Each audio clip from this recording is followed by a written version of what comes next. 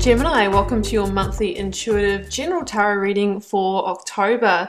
What we're going to do in this reading here, Gemini, is we are going to start with a selection of oracle cards, a lead tarot energy, and then I'm going to look into two major life areas for you.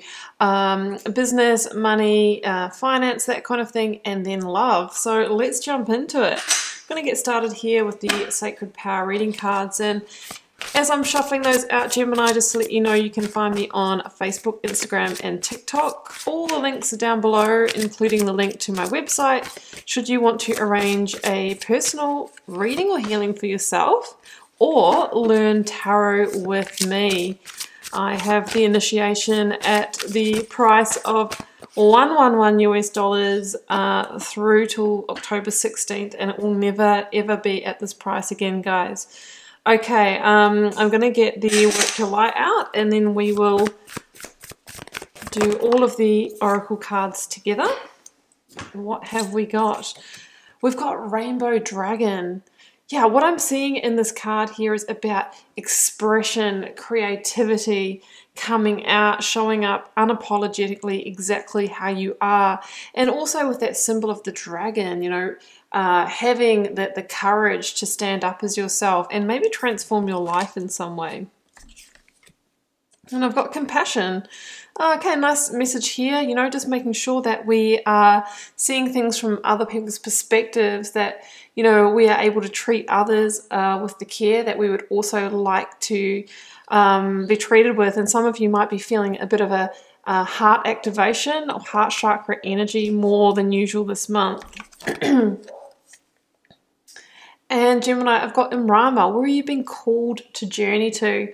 So you might be starting to get an internal calling. Maybe it's towards a certain place. Maybe it's towards a person, or, you know, career or study or something like that. Callings are when, you know, the soul is really yearning for something. You know, maybe the ego has different ideas, but the soul really needs to be satisfied at that level. So there could be a calling stirring within you, gathering momentum.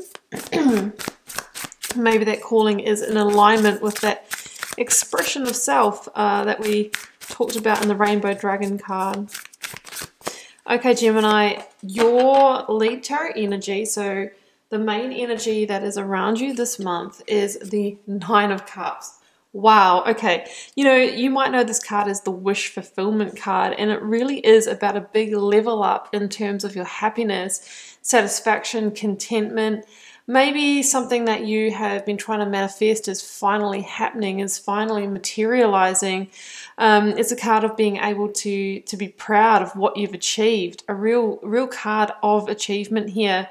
And being a 9, it's, you know, you're so close to that 10 of Cups, the fruition of, you know, that blessed life. So maybe it's got something to do with that calling that you're moving towards. Absolutely beautiful energy. Okay, what we're going to do here first, Gemini, is look into all things abundance, work, career, money in this first part of the reading. So I'm going to draw a card now for the situation. I have got the Magician. Beautiful. Okay, let's look at the main challenge around money, job, career. I've got the Knight of Pentacles, and I've got the 10 of Pentacles as your advice, and I have the 8 of Wands as the outcome here. Okay, so the Magician really shows me that, Gemini, you have been stepping up, taking action and making things happen. Maybe you've been awakening to your potential, and you've really started to be able to do more, magnetize more, manifest more, because you've been really aware, you know what, I actually have the skills and talent. I am transforming, I am leading, I am stepping up authentically as me. There's this real sense of, you know, raising your vibration and truly being able to make things happen. I've got the Devil as the clarifier for that. It's called oppression in this deck. So it looks like you have overcome maybe some self-limiting beliefs or ideas about what you can achieve, what you can make happen. Maybe you're finally going out on your own, or you're finally able to, I'm really seeing an increase in monetary resources here. So it looks like you could be paying off a debt this month, finally feeling like you're back in your power, finally feeling like you are able to move forward. Now, your biggest challenge is the Knight of Pentacles in terms of work, career, and finance. And this could be, let's get the clarifier, the Death card. Yeah, I mean, this can be about a challenge of planting the seeds of the new. So we've got that come in with the Death card or the Transformation card here. So you may have been going through some kind of completion or ending. So maybe something to do with that devil energy. You could have recently left a job, or you could have recently paid off a debt or something like that, and all of a sudden it's like, okay, well, where to now? And the Knight of Pentacles can be about, right, it's time to make a plan for the future. It's time to plant the seeds of the new. For some of you, there could be new offers, maybe somebody coming through, an earth sign or a Virgo, who has kind of said to you, look, I've got an offer. It's pretty small at the moment. I'm not sure where it will go, but if you really put your energy into this, I think it could really grow. So there is some kind of sense of some new seeds coming in for you that you can really, if you do put that right plan in place and really put that manifestation and the magic of the Magician into Gemini, that you can really make work. It's interesting because the Death card for me is about the fact that you've had some things come to that time where they've kind of died away, right? And it is time for you to plant the seeds of the new. So it's a perfect segue. We're coming out of an ending, out of a transition to do with career or money, and we're planting the seeds of the new. Now, transformation here is the name of this Death card in this Star Child Tarot. And Rainbow Dragon, I was really feeling that transformation of you maybe like overcoming that devil energy, overcoming a suppression and coming out as you are, being able to step up and lead and take charge. So I feel like what you're creating here is from this place of power, or from your authentic truth, from your deeper calling. And that's why the cards are saying, well, actually, it's going to be, a success for you for that reason. You're going to get to that Nine of Cups. You're making things happen. Okay, your advice is the Ten of Pentacles, which I love. Oops, wrong deck. I need the clarifying deck for that. Let's take a look. I've got the Queen of Swords, Libra energy here. So this is your advice. Now, Queen of Swords is an energy of vision, truth, authenticity. So what the cards are saying to me in the advice, if this feels in alignment with you, this new seed of opportunity, if it feels in alignment with you, if it feels in alignment with your soul's calling, if it makes you feel excited, happy, it makes you feel like your vibration is raising like the Magician, then it can really yield the physical, practical, tangible results for you. Just make sure that you approach new opportunities with a very much open eyes, getting all the information, all of the facts. The Queen of Swords loves that, loves the details, loves the clarity and that kind of thing. But the Queen of Swords and the King of Swords as well, they both also have an element of transformation about them. So it's really saying, choose wisely, really move in the direction of your truth. And, there's a sense that the pentacles, the money, will follow that. It's usually the way, when we're operating from that zone, then the abundance follows, because we're willing to put, the extra energy into it, because the heart is there and you're really enjoying what you're doing. Okay, we've got the Eight of Wands in the outcome with the Emperor, Aries energy here. Wow, okay. Some of you are going to end up building an empire out of this opportunity. The Emperor is about being a big, bold boss. So for some of you, you are going to end up going through the ranks or going up into positions of maybe leadership or team leader, supervisor. It may not all be this month, but this is about the direction that this is leading. There's something about this that might enable you to really start the empire build, to reach a place of stability and security beyond what you may have imagined. Aries energy, there's a lot of energy of action here in terms of job and career. It is a time to take action. Some of you might be traveling for job or career as well. The Eight of Wands can be that. It can also be a message coming in, sometimes, or usually through the airwaves, like from a distance, from afar, and it could be from that Knight of Pentacles about that new offer. So if you do get a message, could be through online means or a call from a friend or something like that, it's looking like a positive move, and it really could be the divine intervention that you need to step up, level up in your life, and really get to that Nine of Cups or Ten of Pentacles. So it's really looking like job, career, money. Gemini is looking really positive. You're really overcoming some limiting beliefs and beginning to take real tangible action in your life. Let's look at love. And keep in mind that, sometimes both the life areas may not resonate for you, but one or the other might. So situations surrounding you in relationships at the moment is the Four of Cups. I'll get all the cards out before I talk about them. I have got your biggest challenge, the Two of Swords, which feels in alignment with that. I have advice, King of Wands, Leo energy for me, and I have the Moon, Pisces energy as your outcome. Okay, so the energy of love looks quite different from the energy of career.